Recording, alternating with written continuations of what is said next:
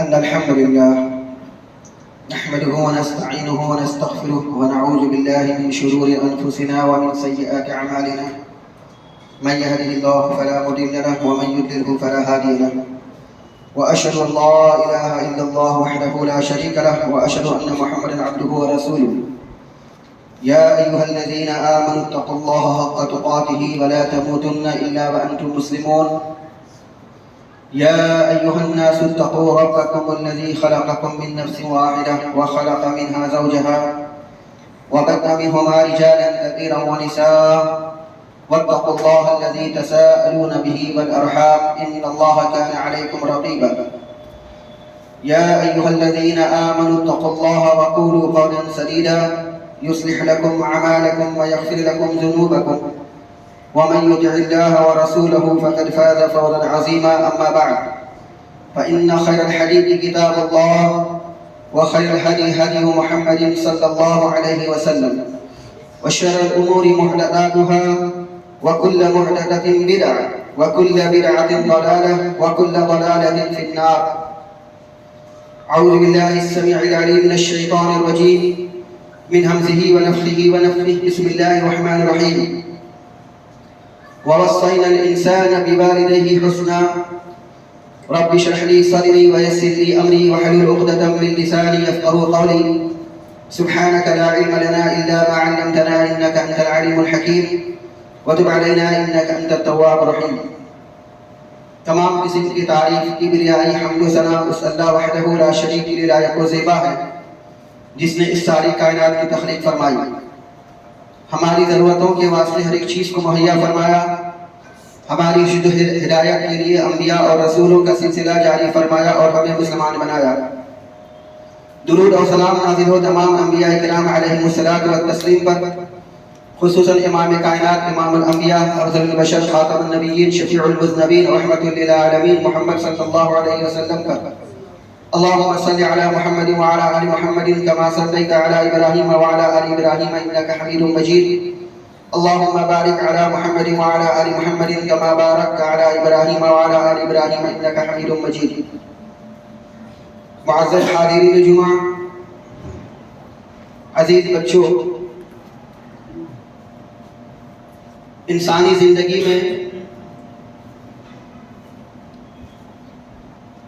رشتے کی جو بنیاد ہوتی ہے، ان رشتوں میں سب سے اہم اور بنیادی رشتہ ماں باپ کے تعلق سے ہوتا ہے.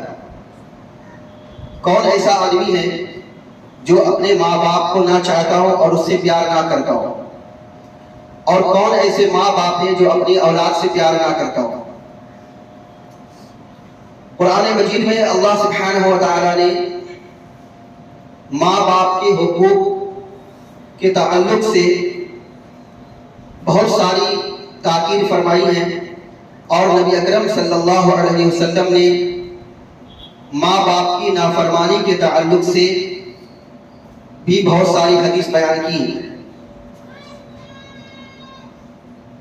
خطبہ مسنونہ کے بعد آپ کے سامنے میں سورہ عنکبوت سورہ نمبر 29 آیت نمبر 8 کی تلاوت کی گئی ہے.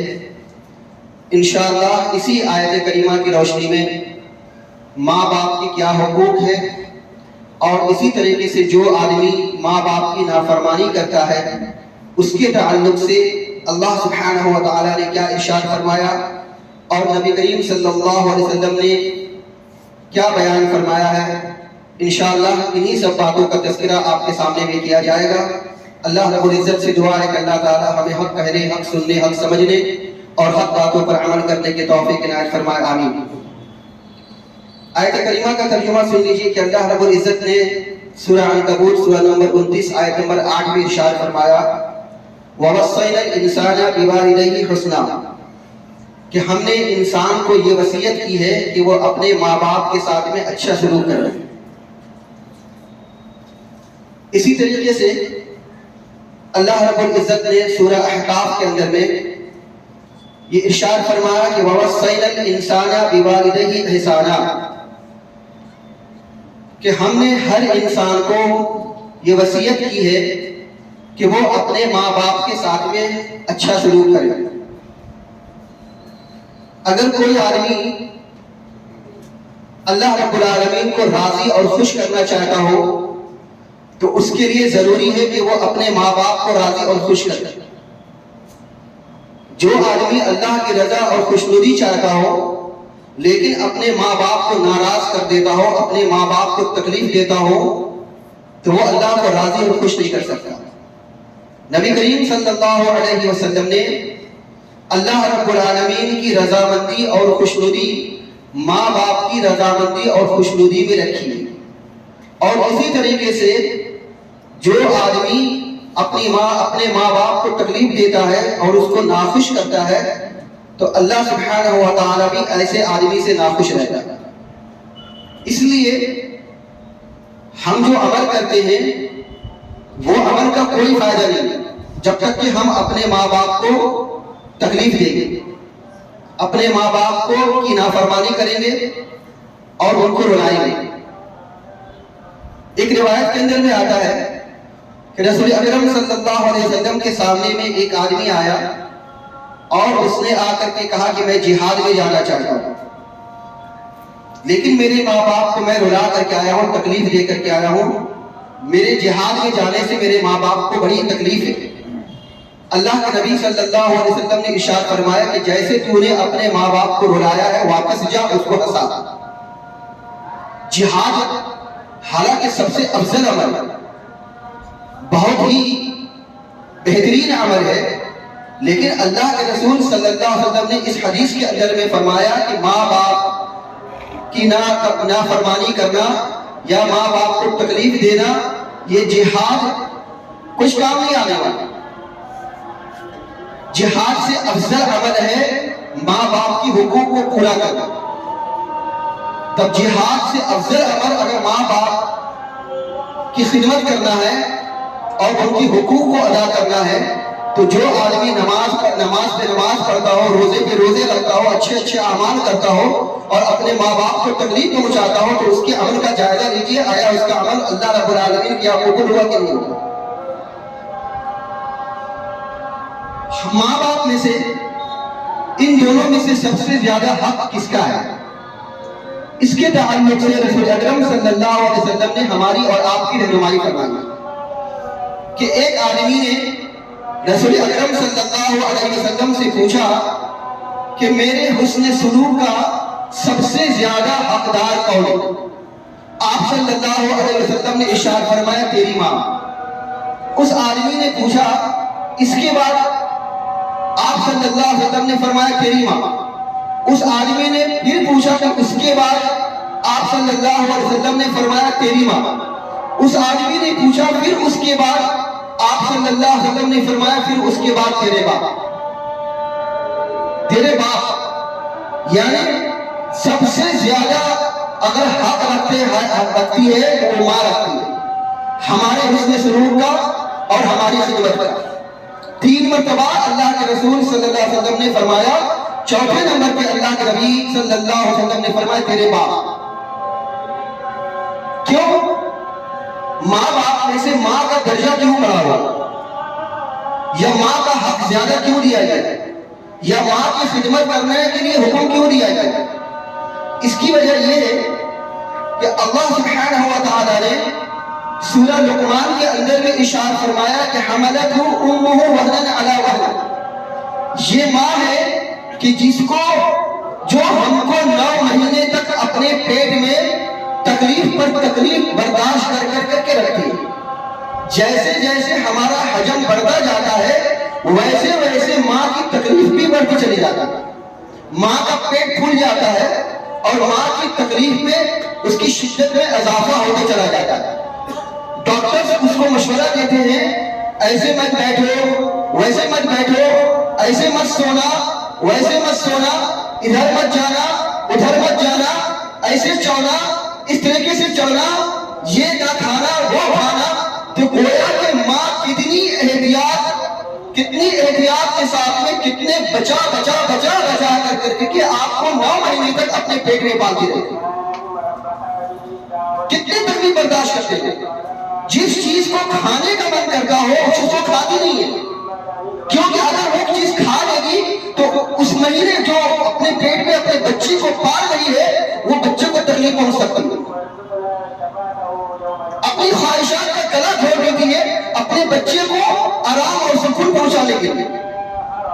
تو اللہ رب العزت نے ارشاد فرمایا کہ حملتہ امہ وہنا علی وہن، کہ کیسے تکلیف پہ تکلیف برداشت کر کر کے ماں اس کو اپنے حمل کے اندر رکھتی ہے، اپنے پیٹ میں رکھتی ہے۔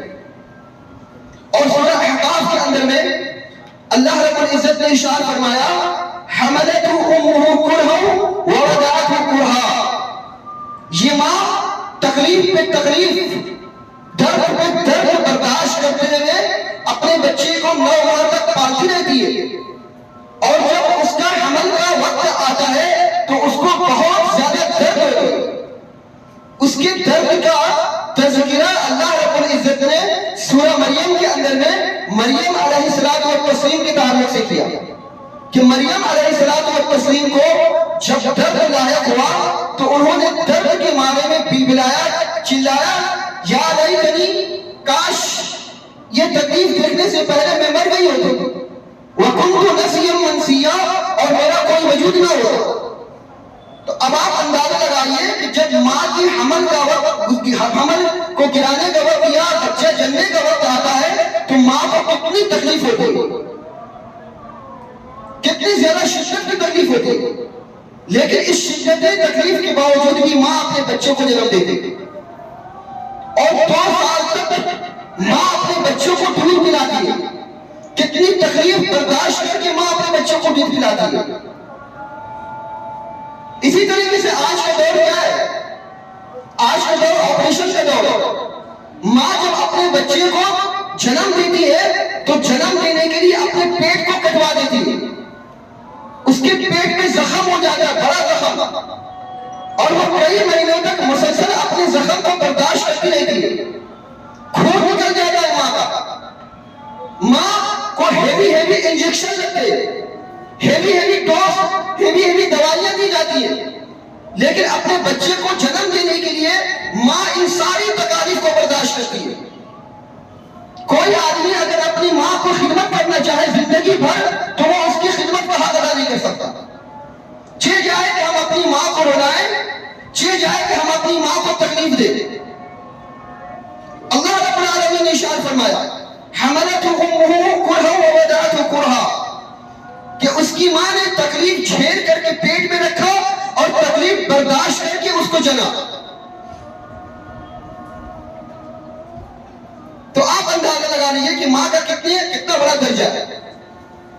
اللہ سبحانہ و تعالیٰ نے اسی طریقے سے باپ کا معاملہ دیکھ لیجیے کہ باپ اپنے بچے کی تربیت کرنے کے لیے، اپنے بچے کو پالنے اور پوسنے کے لیے، ایک باپ کا ٹھیلا ہوتا ہے، ایک باپ کی گاڑی ہوتی ہے، باپ اس ٹھیلے میں پھل بیچتا ہے یا سبزیاں بیچتا ہے یا کوئی سامان بیچتا ہے، جون، جولائی، مئی، اپریل کی گرمی برداشت کرتا ہے، دن بھر دھوپ کی شدت میں کھڑا رہ کر کے کچھ بیچتا ہے، دن بھر تھک ہار کر کے جاڑے میں، گرمی میں، برسات میں، برسات کا پانی، اور اس کے بعد کتنی تکلیف سہ کر کے، کتنی مصیبت اٹھا کر کے 2 پیسے کماتا ہے، اور 2 پیسے کما کر کے تھک ہارا جب اپنے گھر میں لوٹتا ہے تو اپنے ننھے منھے بچے کی ہنسی اور خوشی دیکھ کر کے اس کی ساری تھکاوٹ کافر ہو جاتی ہے، ساری تھکاوٹ ختم ہو جاتی ہے۔ یہی باپ، اسی وجہ سے اللہ کے رسول صلی اللہ علیہ وسلم نے ماں باپ کے حقوق بتلائے کہ باپ آپ کو کتنی تکلیف برداشت کر کے، کتنا مصیبت سے، کتنا محنت سے کما کر کے آپ کی پرورش کرتا ہے۔ آپ اندازہ لگا لیجیے کہ باپ تھکا ہارا گھر میں آیا ہوا ہے، سو چکا ہے، صبح اٹھنے والا ہے، ایک اچانک آپ کی طبیعت خراب ہو جاتی ہے، باپ اپنی ساری تکلیف کو بھول کر کے آپ کی تکلیف کو دور کرنے میں لگا رہتا ہے، بھاگ دوڑ کرتا ہے، کتنی محنت مشقت کرتا ہے۔ ماں باپ دونوں مل کر کے اپنے بچے کو پالتے پوستے، ایک ماں باپ اپنے بچے کو 6 بچے کو، 5 بچے کو، 4 بچے کو پالتے پوستے بڑا کر دیتے، یہی اولاد جب بڑی ہو جاتی ہے تو 4 بچے 5 بچے مل کر کے اپنے ماں باپ کو نہیں پال سکتے، اپنے ماں باپ کو کھلا نہیں سکتے۔ آج ہماری باری ہے تو کل تمہاری باری ہے، ایک ہفتہ ماں تمہارے پاس میں جائے گی، ایک ہفتہ باپ تمہارے پاس میں رہے گا۔ آج میرے کھلانے کی باری ہے، تو کل تمہارے کھلانے کی باری ہے۔ ہم زندگی بھر محنت و مشقت کرتے ہیں اپنے ماں باپ کو حج عمرہ کرنے کے لیے لے کے نہیں جاتے، تو کیا ہم ماں باپ کا حقوق ادا کرتے؟ قرآن کریم میں اللہ سبحانہ و تعالیٰ نے کئی مقامات پر ارشاد فرمایا جہاں اللہ رب العزت نے یہ فرمایا کہ تم اللہ رب العالمین کی عبادت کرو اور اس کی عبادت میں کسی چیز کو بھی ذرہ برابر بھی شریک نہ ٹھہراؤ۔ اس کے فوراً بعد اللہ رب العالمین نے ارشاد فرمایا وَبِالْوَالِدَيْنِ إِحْسَانًا، اپنے ماں باپ کے ساتھ بھی اچھا سلوک کرو۔ سورہ بقرہ کے اندر بھی اللہ رب العزت نے ارشاد فرمایا وَإِذْ أَخَذْنَا مِيثَاقَ بَنِي إِسْرَائِيلَ لَا تَعْبُدُونَ إِلَّا اللَّهَ، کہ ہم نے بنی اسرائیل سے یہ وعدہ لیا کہ تم وعدہ کرو کہ اللہ سبحانہ و تعالیٰ کے علاوہ کسی کی عبادت نہیں کرو گے۔ وَبِالْوَالِدَيْنِ إِحْسَانًا، اور یہ بھی وعدہ کرو کہ تم اپنے ماں باپ کے ساتھ بھی اچھا سلوک کرو گے۔ اللہ سبحانہ و تعالیٰ نے سورہ نساء کے اندر بھی ارشاد فرمایا وَاعْبُدُوا اللَّهَ وَلَا تُشْرِكُوا بِهِ شَيْئًا، کہ اپنے اللہ کی عبادت کرو اور اس کی عبادت میں ذرہ برابر بھی کسی کو شریک مت ٹھہراؤ، اور وَبِالْوَالِدَيْنِ إِحْسَانًا، اپنے ماں باپ کے ساتھ بھی اچھا سلوک کرو۔ سورہ انعام کے اندر میں اللہ رب العزت نے ارشاد فرمایا قُلْ تَعَالَوْا أَتْلُوا مَا حَرَّمَ رَبُّكُمْ عَلَيْكُمْ أَلَّا تُشْرِكُوا بِهِ شَيْئًا وَبِالْوَالِدَيْنِ إِحْسَانًا۔ نبی کریم صلی اللہ علیہ وسلم آپ کہہ دیجئے اور میں تم کو وہ چیز پڑھ کر کے سناؤں جو چیز اللہ رب العالمین نے تم پر حرام کرا دی ہے۔ تم پر اللہ رب العالمین نے جس چیز کو حرام کیا ہے وہ یہ کہ تم صرف اللہ کی عبادت کرو گے اور اس کے علاوہ کسی چیز کو اس کی عبادت میں کسی چیز کو ذرہ برابر بھی شریک نہیں ٹھہراؤ گے۔ وَبِالْوَالِدَيْنِ إِحْسَانًا، اور اپنے ماں باپ کے ساتھ احسان کرو گے۔ سورہ بنی اسرائیل کے اندر میں اللہ رب العزت نے ارشاد فرمایا وَقَضَىٰ رَبُّكَ أَلَّا تَعْبُدُوا إِلَّا إِيَّاهُ وَبِالْوَالِدَيْنِ إِحْسَانًا، تیرے رب کا فیصلہ ہے، تیرے رب کا حکم ہے کہ تم اللہ ہی کی عبادت کرو گے اور اس کی عبادت میں کسی چیز کو بھی شریک نہیں ٹھہراؤ گے اور اپنے ماں باپ کے ساتھ اچھا سلوک کرو۔ ان آیات کے اندر میں دیکھیے کہ اللہ رب العزت نے اللہ رب العالمین کی عبادت کے ساتھ ساتھ فوراً جو حقوق بتایا اس کے بعد کیا بتایا؟ ماں باپ کے ساتھ احسان کرنا۔ اس کا مطلب یہ ہوا کہ جو آدمی اللہ رب العالمین کی عبادت کرتا ہو لیکن ماں باپ کی حق تلفی کرتا ہو، ماں باپ کی حقوق نہ نبھاتا ہو، ماں باپ کی خدمت نہ کرتا ہو، ماں باپ کو تکلیف دیتا ہو، اس کو رلاتا ہو، اس کی عبادت کا کوئی بھروسہ نہیں ہے، کوئی وقار نہیں ہے، کوئی ویلیو نہیں، اس کی عبادت اس کے منہ پر جن ماری جائے گی۔ اسی وجہ سے رسول اکرم صلی اللہ علیہ وسلم نے ارشاد فرمایا جامع ترمذی کی روایت ہے کہ رب العالمین کی رضامندی اور خوشنودی ماں باپ کی رضامندی اور خوشنودی میں، رب کی پکڑ، رب کی ناراضگی، رب کا غصہ ماں باپ کو تکلیف دینے میں، ماں باپ کو رلانے میں۔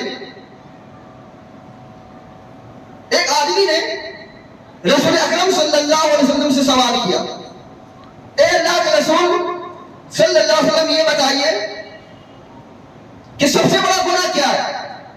ایک روایت کے اندر میں اللہ کے رسول صلی اللہ علیہ وسلم نے ارشاد فرمایا الا اخبرکم باکبر الکبائر، کیا میں تم کو بڑے بڑے گناہوں کے تعلق سے خبر نہ دے دوں؟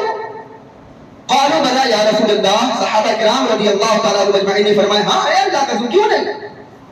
اللہ کے نبی صلی اللہ علیہ وسلم نے ارشاد فرمایا الاشراک باللہ وحقوق الوالدین، اللہ کے ساتھ میں شرک کرنا اور ماں باپ کی نافرمانی کرنا۔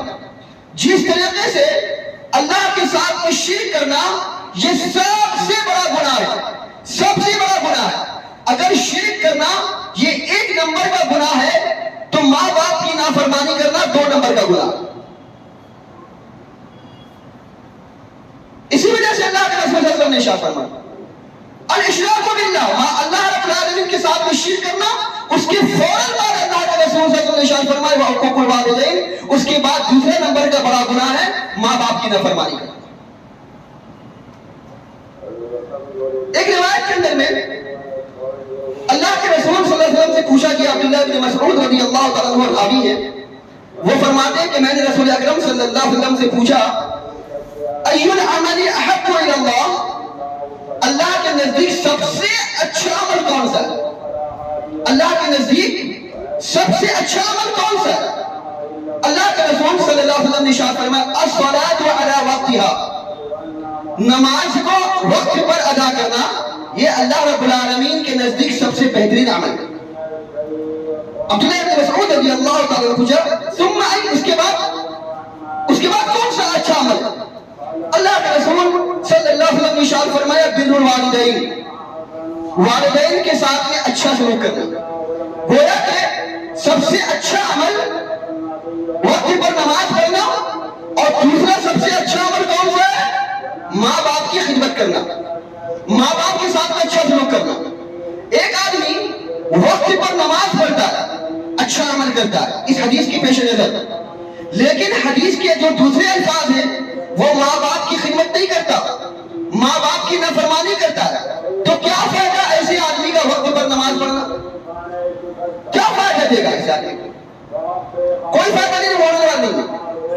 ایک روایت کے اندر میں صحیح بخاری کی روایت میں ہے کہ ایک آدمی نے جہاد میں جانے کی اجازت مانگی، اے اللہ کے نبی صلی اللہ علیہ وسلم میں جہاد میں جانا چاہتا ہوں۔ اللہ کے رسول صلی اللہ علیہ وسلم نے اس سے پوچھا کہ کیا تیرے والدین زندہ ہیں؟ اس نے کہا کہ ہاں زندہ ہے۔ آپ صلی اللہ علیہ وسلم نے ارشاد فرمایا فَفِيهِمَا فَجَاهِدٌ، جا اپنے ماں باپ کی خدمت کر، تیرا جہاد اسی میں۔ جہاد یہ اچھا عمل ہے، اللہ رب العالمین کے نزدیک بہت بہترین عمل ہے، بہت بہترین عمل ہے۔ لیکن اس حدیث کے اندر میں اللہ کے رسول صلی اللہ علیہ وسلم نے ارشاد فرمایا کہ ماں باپ کی خدمت کرنا اور ماں باپ کی حقوق کو نبھانا یہ جہاد سے افضل عمل ہے۔ جو لوگ ملک کے اندر میں جہاد کی بات کرتے ہیں، جو لوگ ملک کے اندر میں اس بات کو کوشش کرتے ہیں کہ جہاد کیا جائے، ماں باپ کو رلا دیں، معاف کیجیے گا ایسے آدمی کوئی جہاد نہیں کر سکتے جب تک کہ وہ اپنے ماں باپ کو تکلیف دیتے، اپنے ماں باپ کو رلاتے۔ تو اللہ کے نبی صلی اللہ علیہ وسلم نے اس حدیث کے اندر میں بتایا کہ سب سے اچھا عمل ہے ماں باپ کی خدمت کرنا، اور اسی طریقے سے بتایا کہ جہاد سے افضل عمل ہے ماں باپ کی خدمت کرنا۔ ان احادیث کے اندر میں ہمیں اس بات کا پتہ چلا کہ اپنے ماں باپ کی خدمت کرنی چاہیے۔ اسی طریقے سے ہمارے بہت سارے بھائی ہیں جن کو اللہ رب العالمین نے نوازا، حیثیت سے نوازا، وہ باہر میں خرچ کرتے، غریبوں پر، مسکینوں پر زکوٰۃ نکالتے، مدارس میں دیتے ہیں، مساجد میں دیتے ہیں، ضرورت مندوں کو دیتے، لیکن اپنے ماں باپ پہ خرچ نہیں کرتے۔ قرآن کریم میں اللہ سبحانہ و تعالیٰ نے ارشاد فرمایا قُلْ مَا أَنفَقْتُمْ مِنْ خَيْرٍ فَلِلْوَالِدَيْنِ، اے نبی کریم صلی اللہ علیہ وسلم آپ کہہ دیجئے کہ تم جو کچھ بھی خرچ کرتے ہو، تمہارے خرچ کے سب سے پہلے حقدار تمہارے ماں باپ، سب سے پہلے حقدار۔ آپ اپنے آپ کو سخی بننے کے لیے، آپ بڑائی ظاہر کرنے کے لیے، آپ کسی کی عزت اور واہی حاصل کرنے کے لیے باہر میں بہت بے دلی سے خرچ کرتے، آپ بہت سخاوت کے ساتھ خرچ کرتے، لیکن اپنے ماں باپ پر خرچ نہیں کرتے۔ اللہ سبحانہ و تعالیٰ نے ارشاد فرمایا آپ کے خرچ کا سب سے زیادہ حقدار ہے جو آپ کے ماں باپ۔ آپ دوسروں کو گفٹ دیتے، دوسروں کو تحفے دیتے، دوسرے کی ہمت افزائی کرنے کے لیے، اس کے دل جیتنے کے لیے بہت کچھ کرتے، لیکن اپنے ماں باپ کو کچھ نہیں دیتے۔ اس آیت کریمہ میں اللہ رب العالمین نے ارشاد فرمایا کہ اگر خرچ کرنا ہے تو خرچ کا سب سے پہلا حقدار آپ کے ماں باپ۔ اسی طرح اللہ سبحانہ و تعالیٰ نے اپنے ماں باپ کے لیے دعا کرنے کا حکم دیا۔ ماں باپ کے لیے دعا کرنا یہ بھی اس کے ساتھ میں حسن سلوک کرنا ہے۔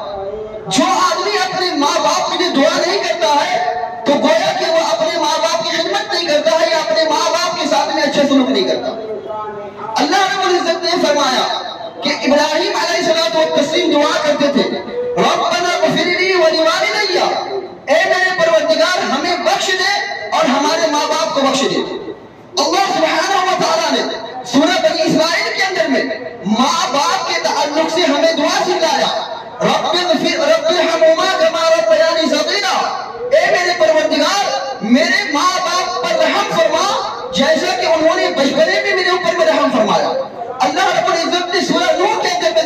فرمایا رب اغفرلی ولوالدی، اے میرے پروردگار مجھے بخش دے اور میرے ماں باپ کو بخش دے۔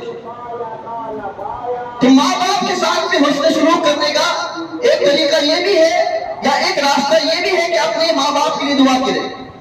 جو آدمی اپنے ماں باپ کے لیے دعا نہیں کرتا گویا کہ اپنے ماں باپ کے حقوق کو نہیں ادا کرتا یا اپنے ماں باپ کے ساتھ حسن سلوک نہیں کرتا۔ میرے بھائیوں بزرگوں اور دوستوں، بہت ساری باتیں ہیں ماں باپ کے تعلق سے۔ قرآن کریم میں اللہ رب العزت نے بہت سارے احکام بیان کیے ماں باپ کے تعلق سے۔ اسی طریقے سے اللہ سبحانہ و تعالیٰ نے قرآن مجید میں ارشاد فرمایا ماں باپ کو تکلیف مت دو۔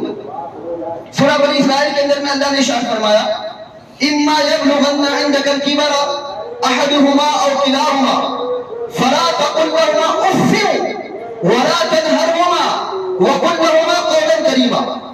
اللہ رب العزت نے ارشاد فرمایا کہ اگر تمہارے ماں باپ میں سے کوئی ایک، چاہے ماں یا باپ یا دونوں، بڑھاپے کی عمر کو پہنچ جائے فلا تقل لهما اف، تو تم ان کے سامنے میں اف تک مت کہو۔ رولانا، تکلیف دینا تو درکنار، ان کے سامنے میں اف بھی مت کہو۔ اف کا کیا مفہوم ہے؟ اف کا مفہوم یہ ہے کہ جس طریقے سے ہم چھوٹے تھے، 2 مہینے کے، 4 مہینے کے، 1 سال کے یا 1.5 سال کے، تو ہم اپنے ماں باپ کے کندھوں پہ پیشاب پخانہ کر دیا کرتے تھے۔ میری ماں جب ہمارے پیخانے کو صاف کرتی تھی تو ہماری ماں کبھی ہمارے پیخانے کو صاف کرتے وقت اپنی ناک پہ انگلی نہیں رکھا۔ ہمارے پیخانے کے بدبو سے بچنے کے لیے کبھی ناک پہ رومال یا پردہ یا ناک پہ کبھی کوئی کپڑا نہیں باندھا۔ کبھی ہمارے ماں باپ نے ہمارے پیخانے کو صاف کرنے کے لیے اف نہیں کیا۔ لیکن یہی ماں باپ جب بڑھاپے کی عمر کو پہنچ جاتے اور بستر پہ چلے جاتے، پیر اور ہاتھ سے معذور ہو جاتے اور ہم اپنے ماں باپ کے پیخانے کو صاف کرنے کے لیے جاتے، تو ہمیں بھی چاہیے کہ جس طریقے سے بچپنے میں ہمارے ماں باپ ہمارے پیخانے کو صاف کرتے وقت نہ ناک میں انگلیاں ڈالتے تھے، نہ ناک پہ ہاتھ رکھتے تھے، نہ ناک پہ کپڑا باندھتے تھے، تو ہمیں چاہیے کہ بڑھاپے کے عالم میں جب میرے ماں باپ بستر پر پیخانہ کر دے، پیشاب کر دے، تو ہمیں بھی چاہیے کہ ہم خوش دلی کے ساتھ میں اپنے ماں باپ کے پیخانے اور پیشاب کو صاف کریں۔ ان کے پیخانے اور پیشاب کو صاف کرتے وقت اف نہ کہے، اپنے ناک پہ ہاتھ نہ رکھے، اپنی ناک پہ کپڑا نہ باندھے، بلکہ خوش دلی کے ساتھ میں ویسے ہی جیسے میرے ماں باپ ہمارے پیخانے کو، ہمارے پیشاب کو صاف کیا کرتے تھے۔ یہ اف کا مطلب ہے۔ کبھی آپ نے سنا کہ کسی ماں نے اپنے بچے کے پیخانوں کو صاف کرتے وقت ناک پر ہاتھ رکھا ہو؟ ایک باپ سردی کے موسم میں اچھے کپڑے پہنتا ہے، گرم کپڑے پہنتا ہے، ایک چھوٹا بچہ اس کے کپڑے پر پیشاب کر دیتا ہے، باپ ہنستا رہتا ہے، کوئی تکلیف نہیں باپ کو، کپڑا بدل لیتا ہے، سردی کی تکالیف کو برداشت کر لیتا ہے، لیکن ہنستا رہتا ہے۔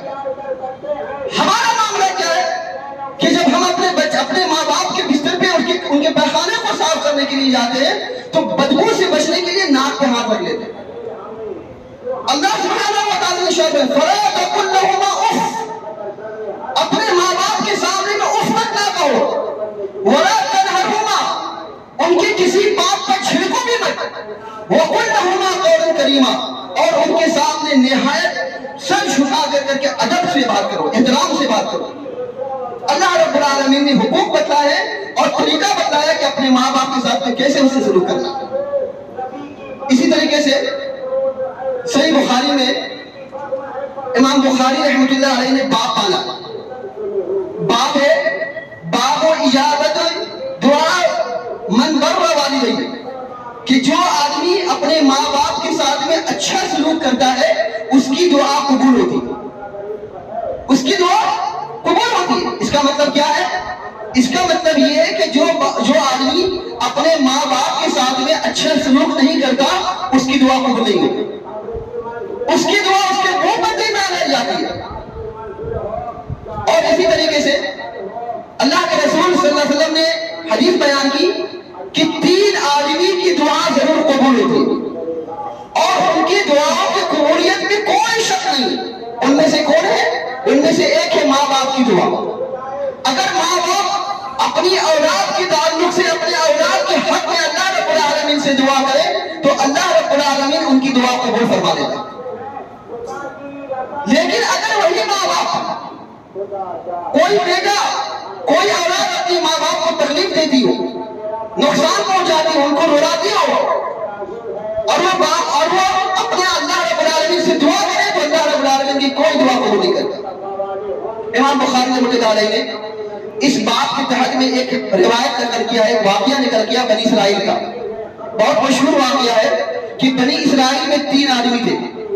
وہ 3 آدمی سفر کر رہے تھے. سفر کے دوران میں بارش آنے لگی.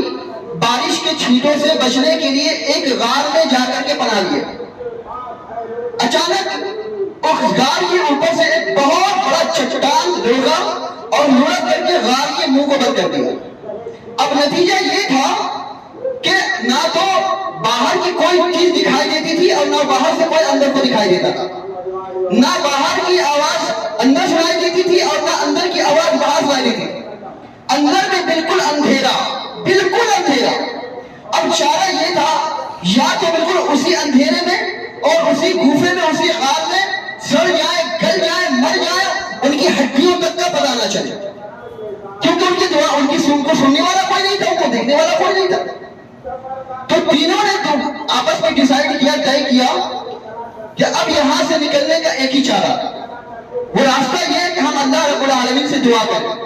ہم نے اپنی زندگی میں ہو سکتا ہے کوئی اچھے اعمال کیے ہوں، ان اچھے اعمال کے وسیلے سے اللہ رب العالمین سے دعا کرنی چاہیے، شاید اللہ رب العالمین ہم کو اس مصیبت سے، پریشانی سے نجات دے. ایک آدمی نے دعا کیا کہ اے میرے اللہ، میرے بوڑھے ماں باپ تھے، میں بکریاں چراتا تھا. میرا طریقہ یہ ہوتا تھا کہ میں بکریوں کا دودھ دوہتا تھا اور دودھ دوہنے کے بعد سب سے پہلے اپنے ماں باپ کو پلاتا تھا، اس کے بعد اپنے بال بچوں کو پلایا کرتا تھا. ایک روز میں چارہ لینے کے لیے دودھ نکل گیا اور جب آیا تو دیر ہو چکی تھی.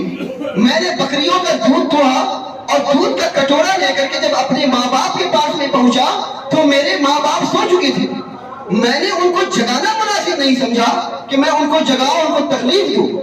میں دودھ کا کٹورا لے کر کے اس کے سرہانے پہ کھڑا رہا کہ شاید کبھی میرے ماں باپ جاگے تو میں ان کو دودھ کا کٹورا پیش کر سکوں.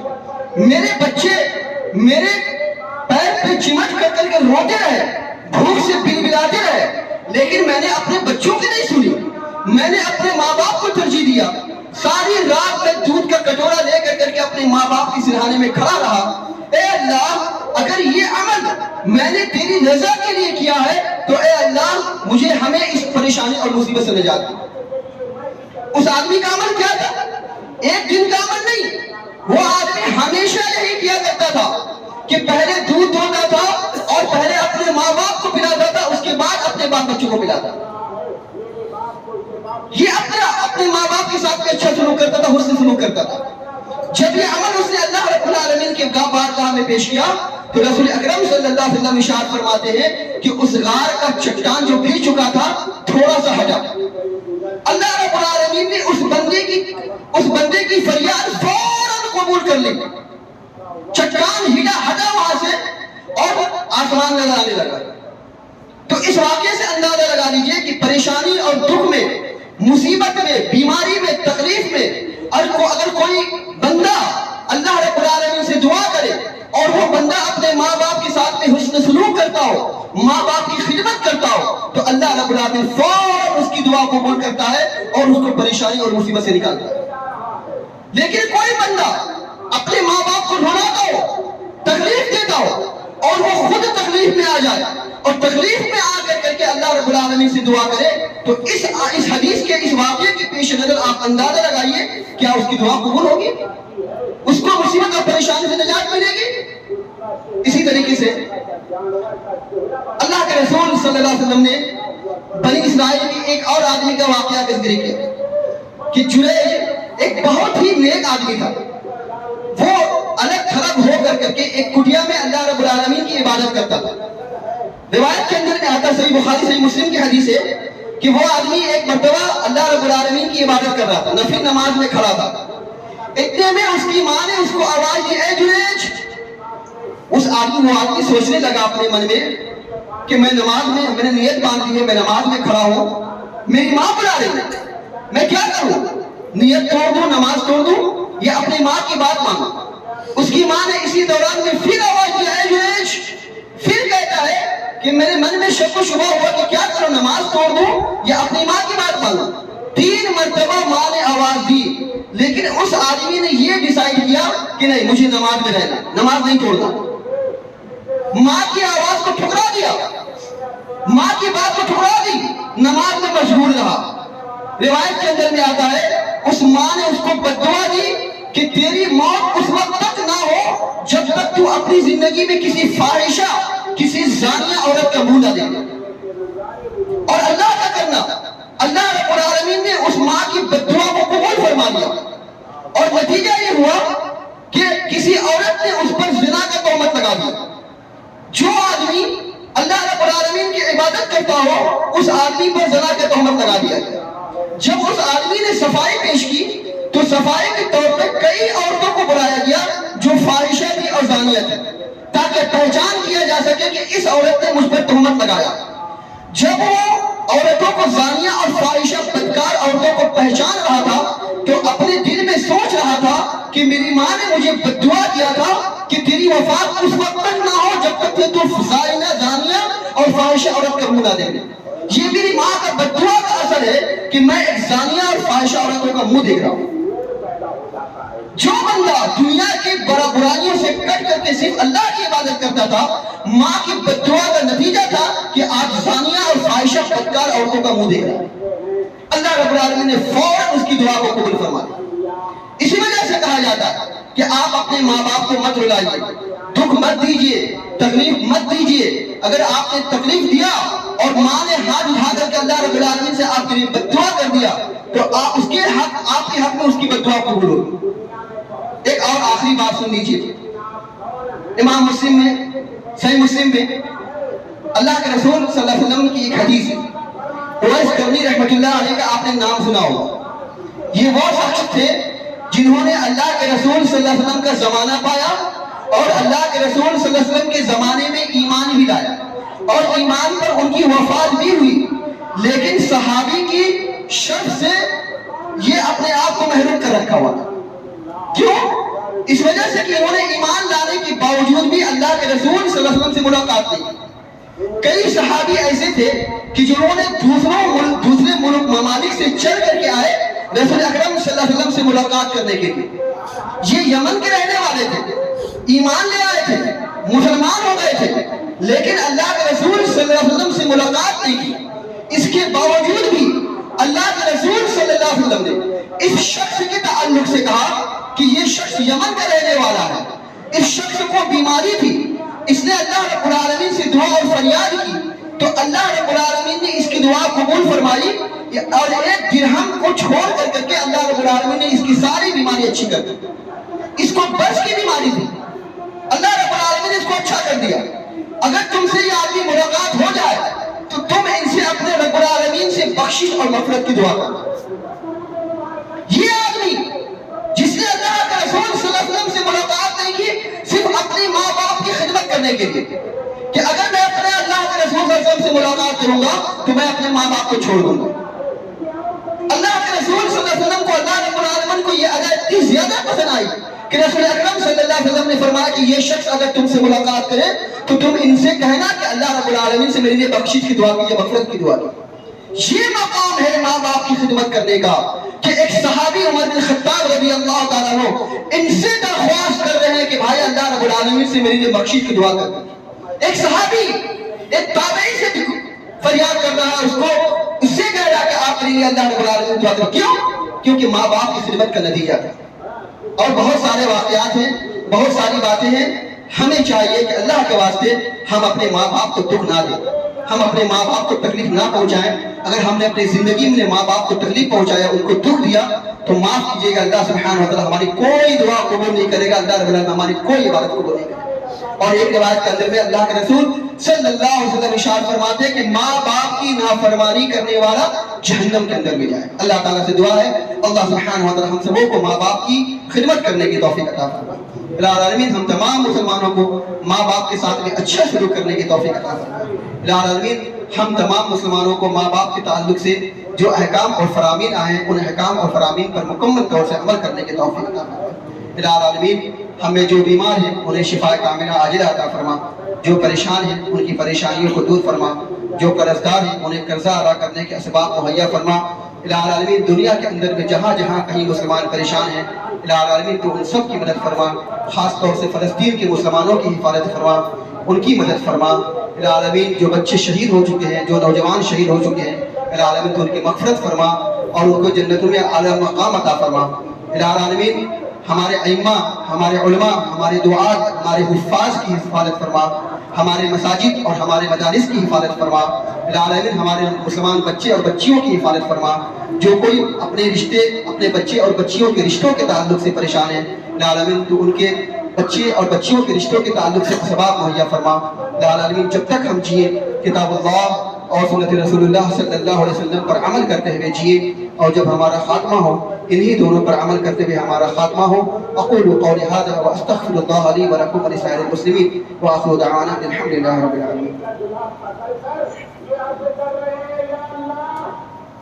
ان الحمد للہ نحمده ونستعینه ونستغفره ونعوذ بالله من شرور انفسنا ومن سیئات اعمالنا من يهده الله فلا مضل له ومن يضلل فلا هادي له واشهد ان لا اله الا الله وحده لا شريك له واشهد ان محمدا عبده ورسوله. ان الله وملائكته يصلون على النبي يا ايها الذين امنوا صلوا عليه وسلموا تسليما. اللهم صل على محمد وعلى ال محمد كما صليت على ابراهيم وعلى ال ابراهيم انك حميد مجيد.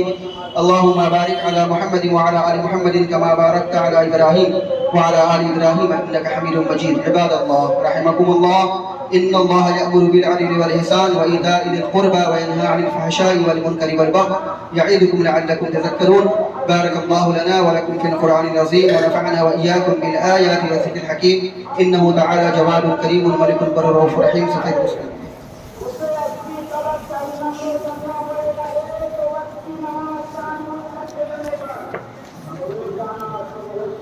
بول دو کھلا